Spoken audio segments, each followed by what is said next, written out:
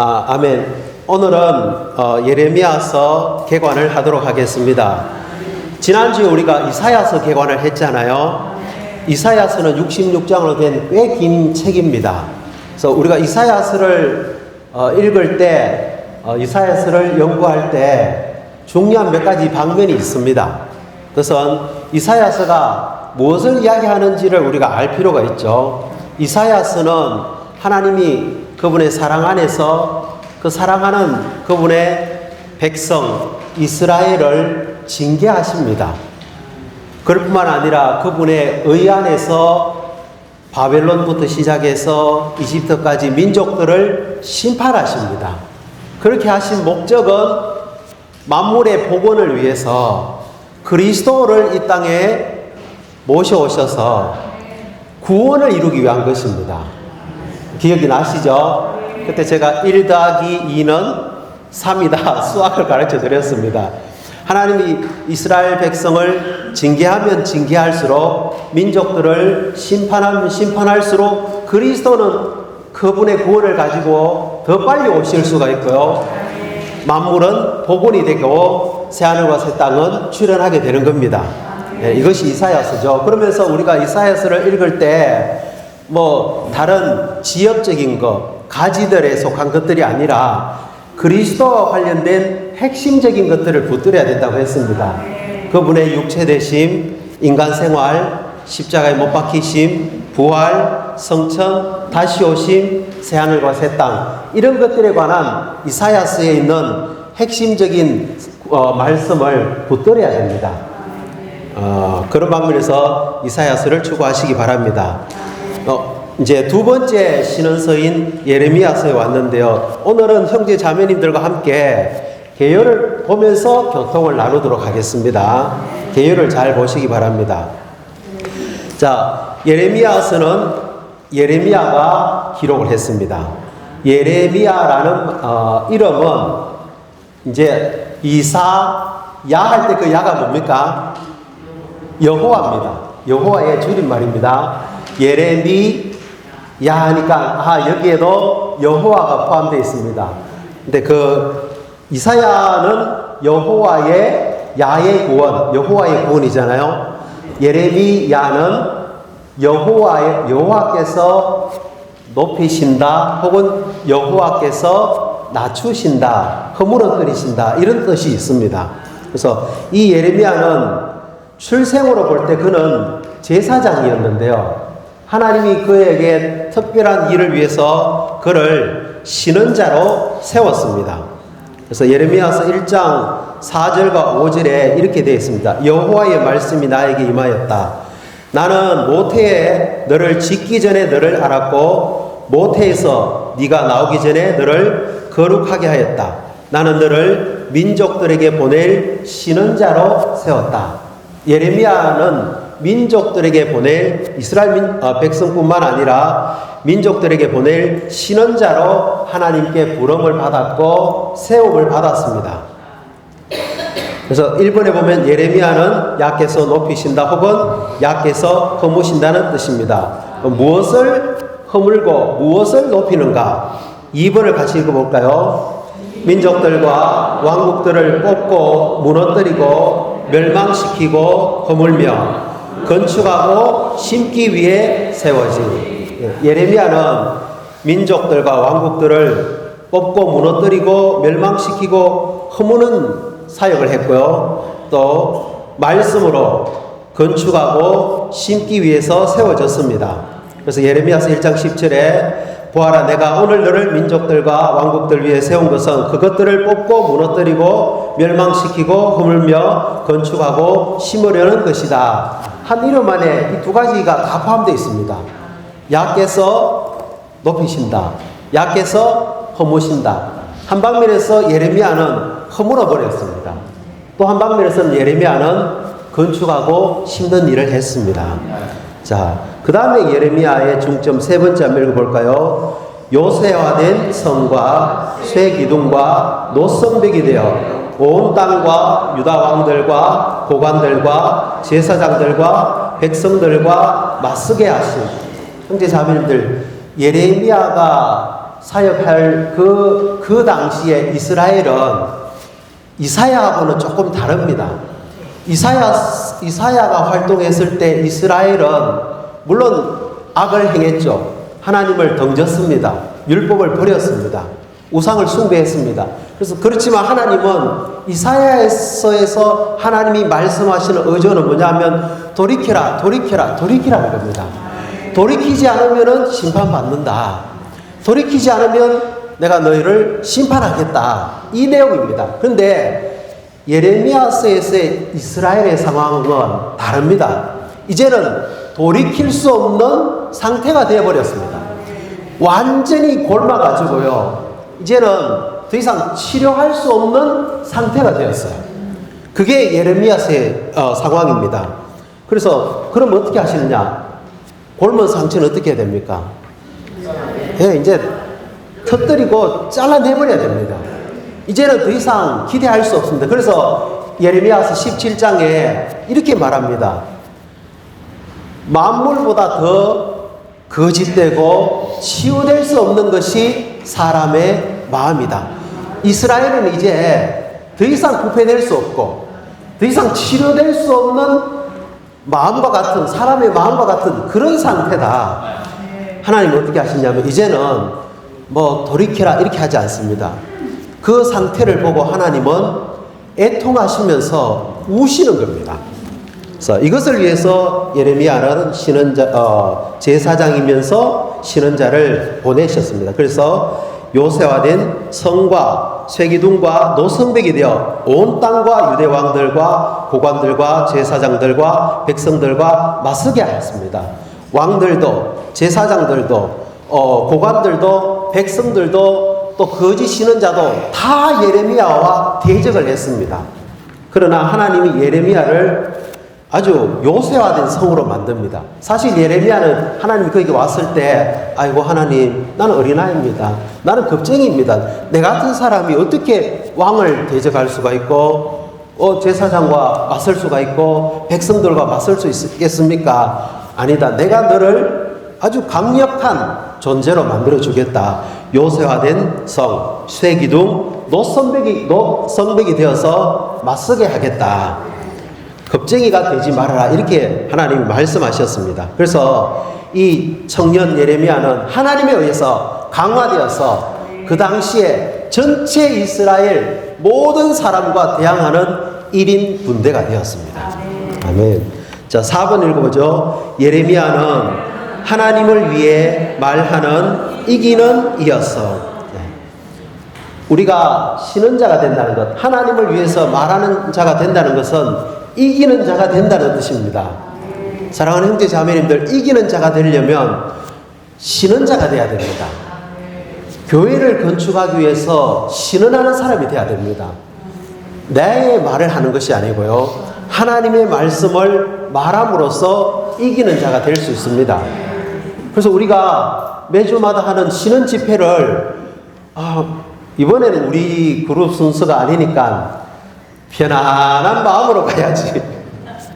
그렇게 생각하지 마십시오.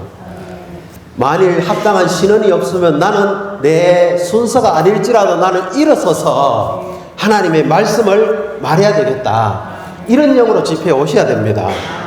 아멘. 그래서 모든 참된 신원자들은 다 이기는 자들입니다.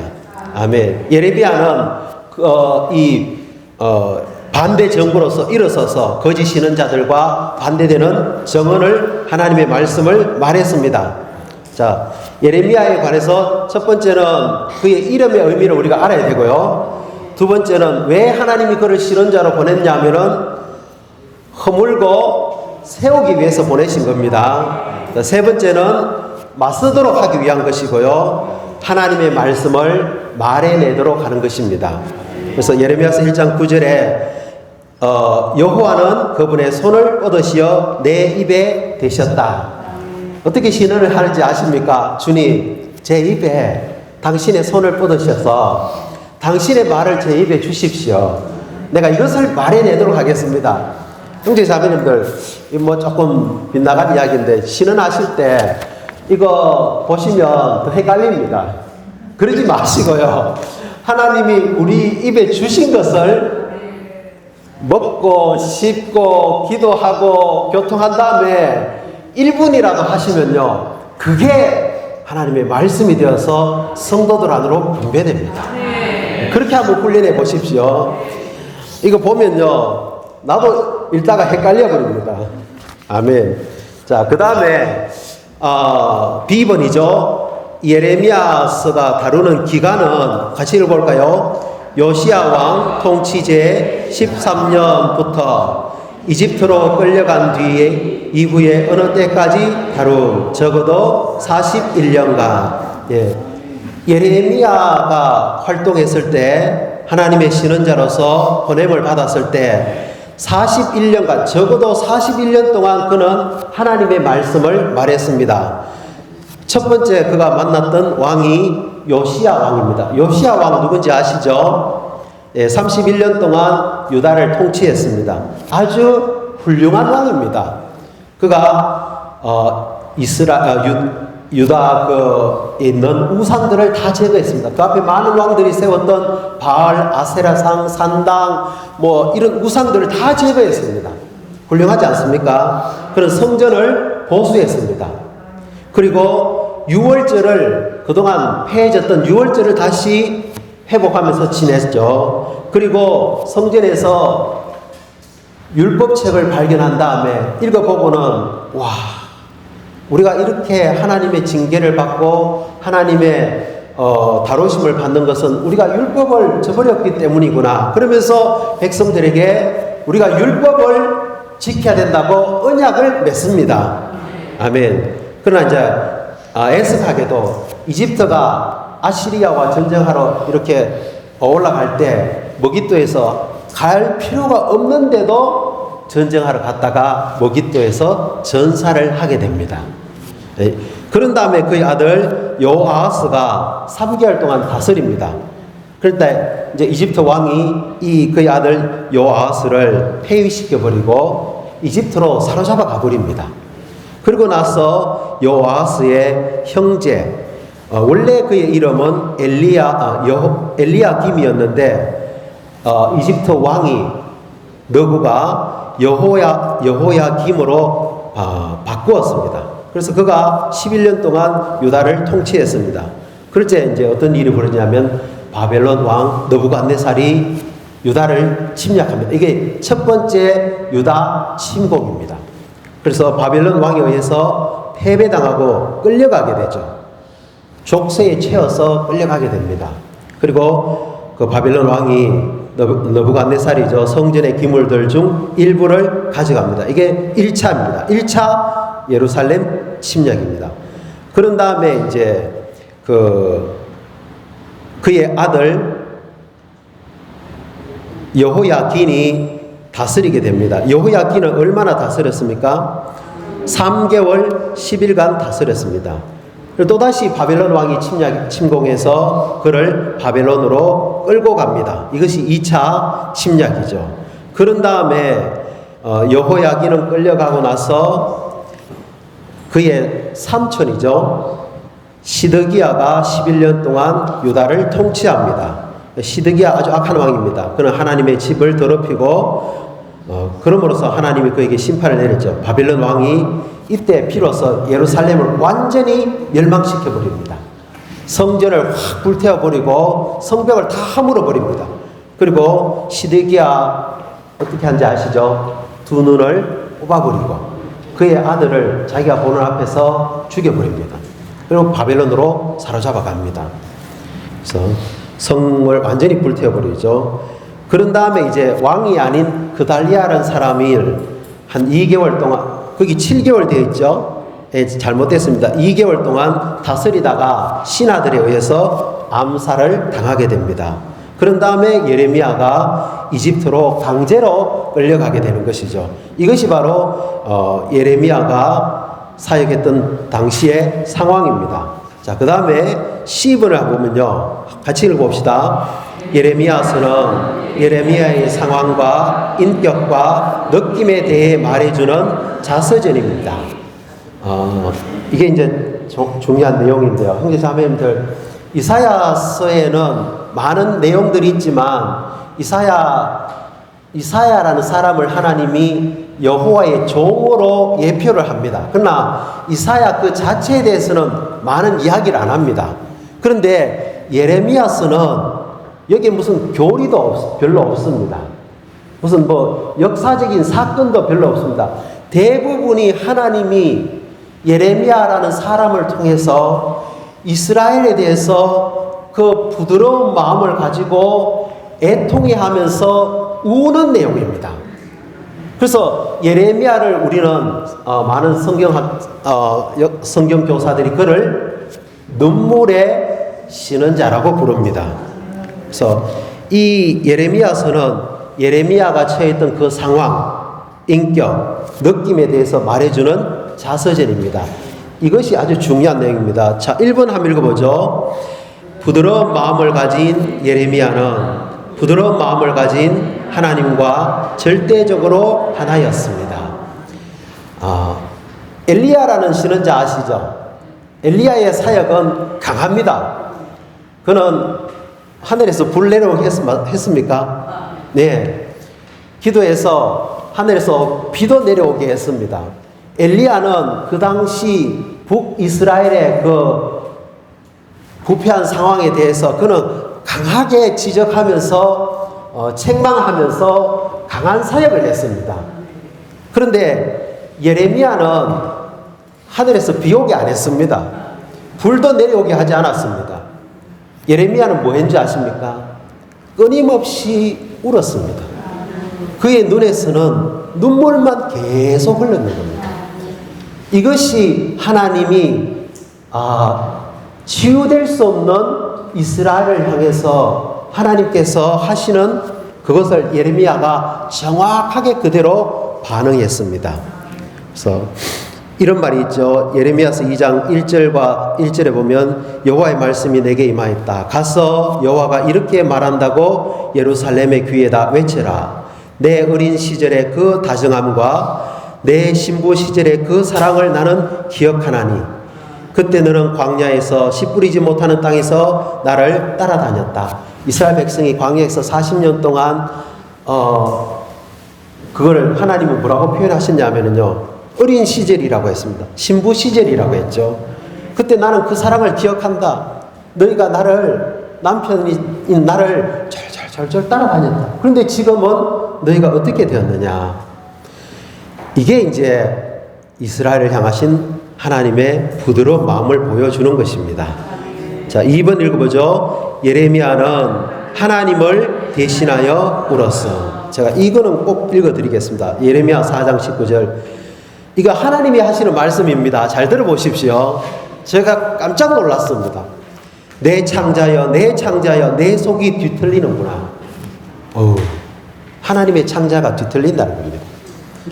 내 가슴이여, 내 마음이 속에서 탄식하여 나 잠잠할 수 없으니 나의 혼아, 내가 나팔 소리와 전쟁의 경보를 들은 까닭이라. 예레미야 9장 1절. 내 머리가 무리고 내 눈이 눈물샘이라면 살해당한 내 백성의 딸을 위해 밤낮으로 울 수 있으리라. 하나님의 머리가 무리고 하나님의 눈이 눈물샘이라면 밤낮으로 울고 싶다는 겁니다. 형제 자매님들, 참된 봉사는요, 사역은 뭐 진리를 잘 말해야 되죠. 신실해야 됩니다. 그러나 우리가 어느 시점에 가서는 진정한 사역은 이게 무슨 진리만으로 되지도 않습니다. 결국은 눈물밖에 없습니다.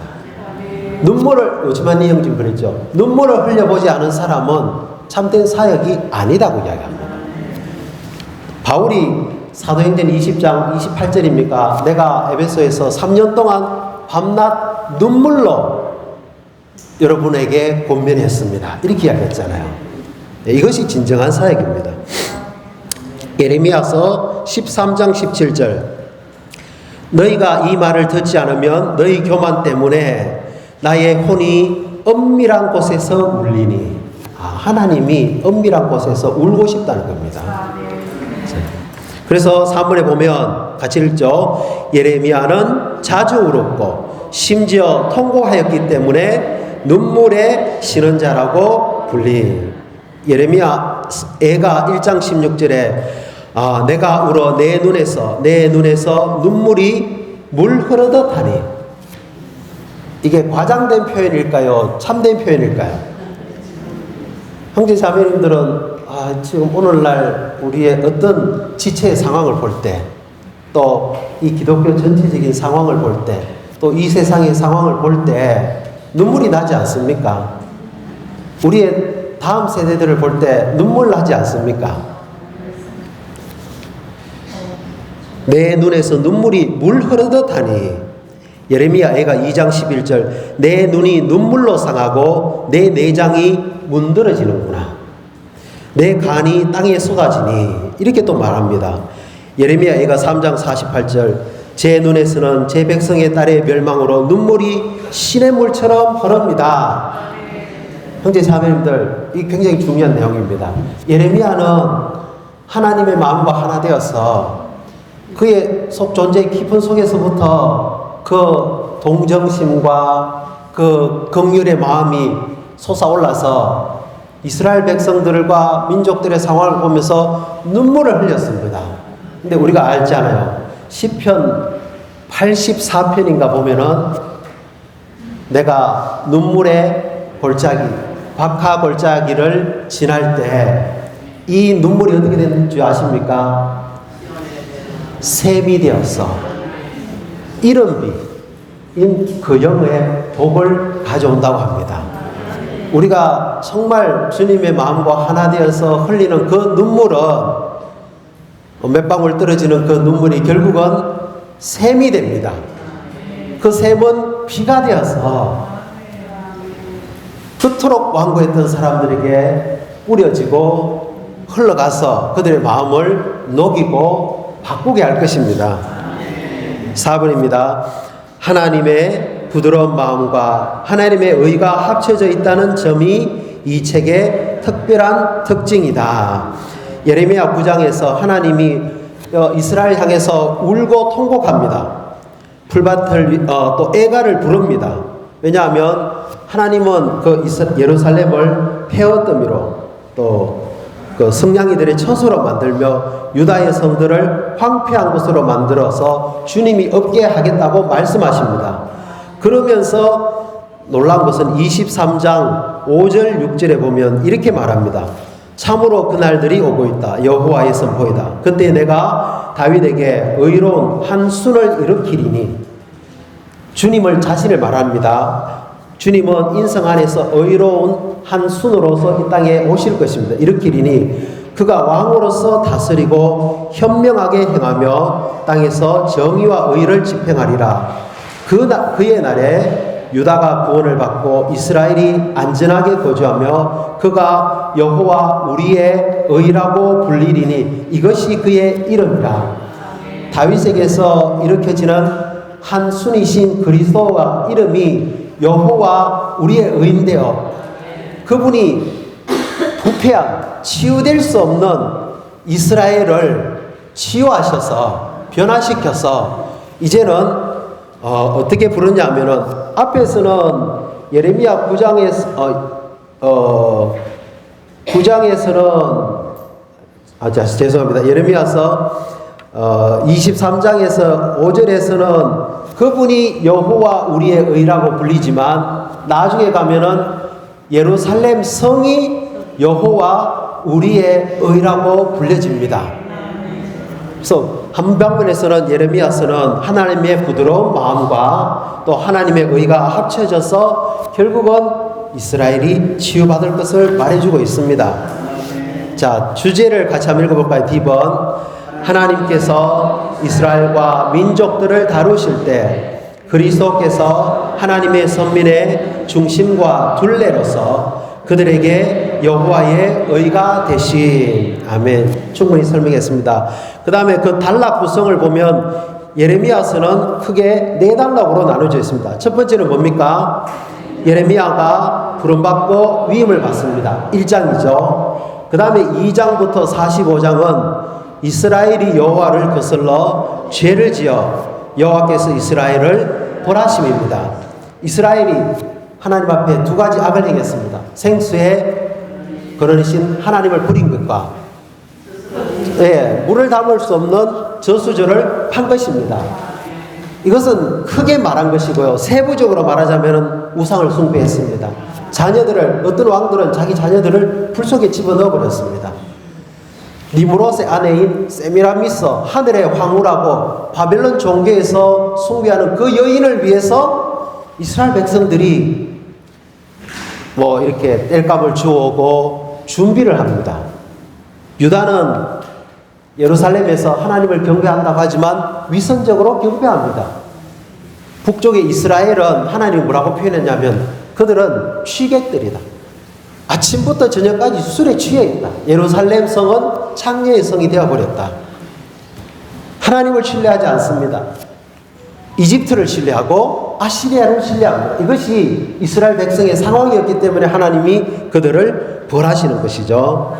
그 다음에 46장부터 51장까지는 하나님의 선민 이스라엘과 관련된 민족들 위에 내린 여호와의 벌과 심판에 대해서 이야기합니다.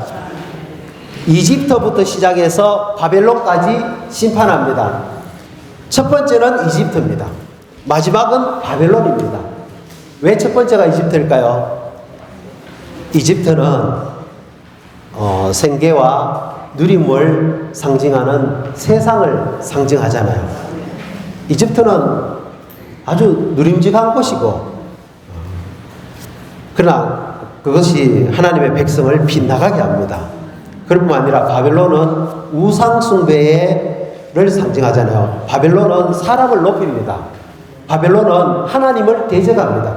결국은 세상에 빠져들면 들수록 우리가 점점 어떻게 되냐 하면은 우상 숭배로 가게 되고 자신을 높이게 되고 하나님을 대적합니다. 오늘날 인간 정부가 하는 게 뭡니까? 하나님 대적하잖아요. 사람을 높이잖아요. 우상을 숭배합니다. 이것이 이 세상입니다. 이 세상은 어떻게 돼야 됩니까? 하나님이 심판하셔야 됩니다. 마지막 대환란 때 하나님은 온 모든 민족들을 이기는 신부군대와 함께 오셔서 심판하실 것입니다. 그리고 마지막 52장은 포로로 잡혀간 이스라엘의 역사에 대한 부록을 이야기합니다. 예루살렘이 함락되고 성전은 약탈되었고 유다 백성은 쫓겨나서 4,600명이 다 바벨론에 사로잡혀 갔습니다. 이것이 이제 예레미야서에 대한 전체적인 내용이고요. 그 다음에 중요한 게 예레미야서의 핵심 3가지가 있습니다. 5분 안에 끝낼게요, 이제 자매님들.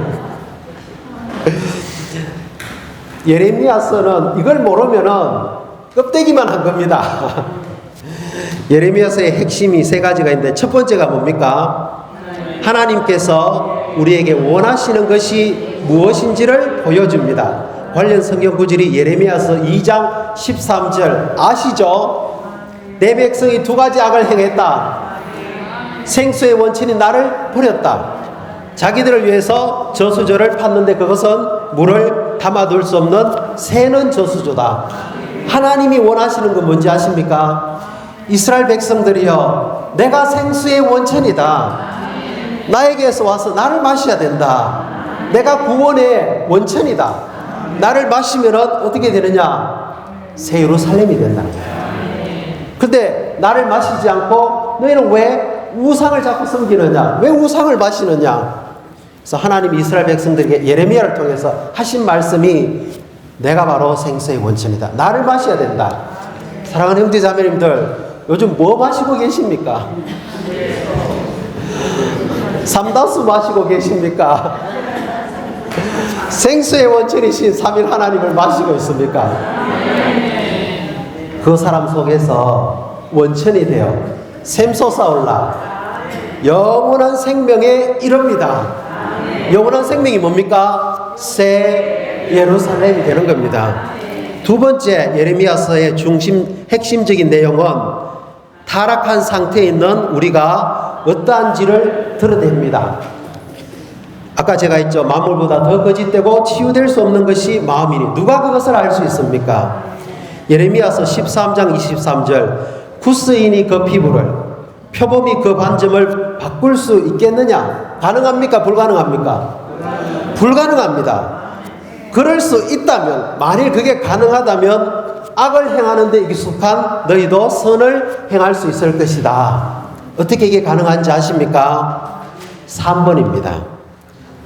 그리스도께서 우리에게 어떠한 분이신지 계시합니다. 아까 제가 말씀드렸죠. 그리스도는 우리의 의실 뿐만 아니라 예레미야 아주 중요합니다. 31장 31절부터 34절 제가 한번 읽어보죠. 참으로 그날들이 오고 있다. 우리에게는 그날이 왔습니다. 이스라엘 백성들에게 아직 그날이 안 왔지만 우리에게는 그날이 왔습니다. 그날이 뭔지 아십니까?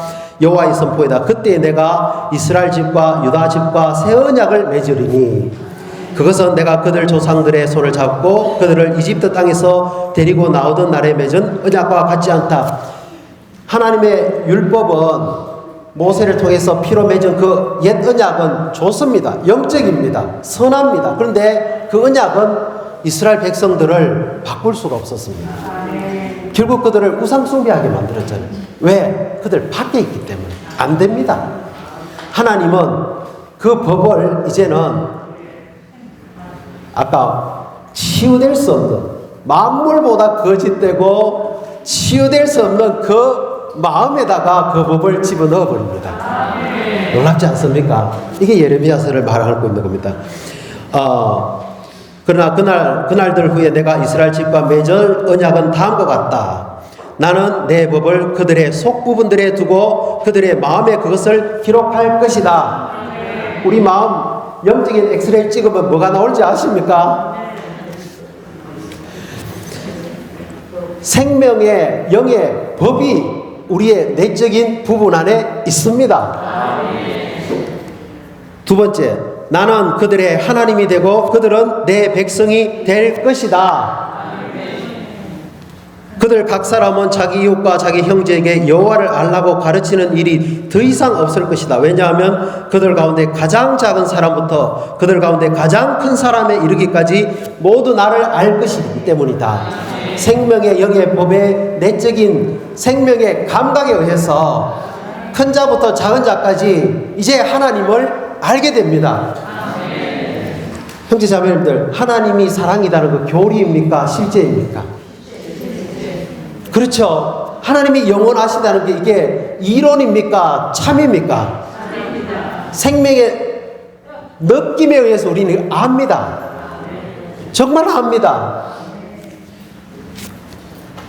그것은 내가 그들의 죄악을 용서하고 그들의 죄를 더 이상 기억하지 않을 것이기 때문이다. 우리의 죄는 더 이상 기억 안 됩니다. 이런 방식으로 그리스도는 생명의 영의 법으로 새 언약으로서 우리의 마음 안에 새겨져서 만물보다 거짓되고 치유될 수 없는 우리를 치료하셔서 여호와의 의가 되게 하는 겁니다. 이것이 예레미야서에 있는 세 가지 핵심입니다. 사랑하는 형제 자매님들, 주 예수님, 우린 주의 회복을 사랑합니다. 우리는 성경을 사랑합니다. 예레미야서를 통하여서 하나님의 깊은 그 속부분을 정말 만짐으로 우리의 봉사가 정말 부드러우면서도 많은 눈물을 통하여서 사람들이 바뀌도록 하기를 원합니다. 늦었는데 정말 죄송합니다. 정말 빨리 회복됐으면 좋겠는데 저 지체가 문자 보내봐도 반응 없습니다. 메시지 보내도 반응이 없습니다. 이제 해야 될 건 뭡니까? 눈물밖에 없습니다. 그를 위해서 우는 수밖에 없습니다. 이런 방식으로 우리가 몸을 건축하고 예루살렘을 완결하기 원합니다. 주님을 찬양합니다.